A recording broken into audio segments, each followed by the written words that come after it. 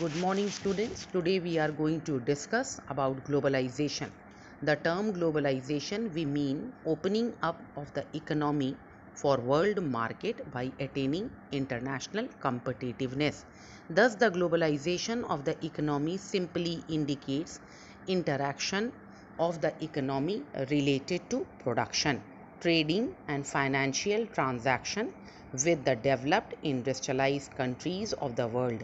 Accordingly, the term globalization has four parameters. First, permitting free flow of goods by removing or reducing trade barrier between the countries, creating environment for free of capital between the countries. Third, allowing free flow of technology transfer. And the last but not the least, creating environment for free movement of labor between the countries of the world, thus taking entire world as a global village. All the four components are equally important for attaining a smooth path for globalization. The concept of globalization by integrating national states within the framework of World Trade Organization WTO is an alternative version of the far assuming unrestricted flow of goods between the countries for mutual benefit. In this way, the imperialistic nation gained much at the cost of the colonial countries who had to suffer from the scar of stagnation and poverty. However, the advocates of globalization, especially from the developed country, purposely limit the definition of globalization to only three components. For example, unrestricted trade flow, capital flow, and technology flows. They do not want to include the free flow labor within the parameters of globalization set by them.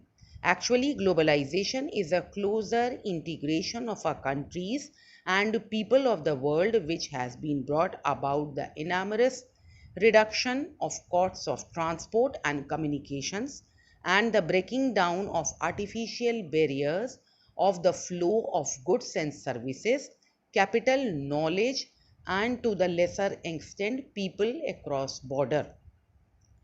But the advocates of the policy of globalization argue that globalization would help underdeveloped and developing countries to improve their competitive strength and attain higher growth rates. Now, it is to be seen how far the developing countries would gain by adopting the path of globalization in future.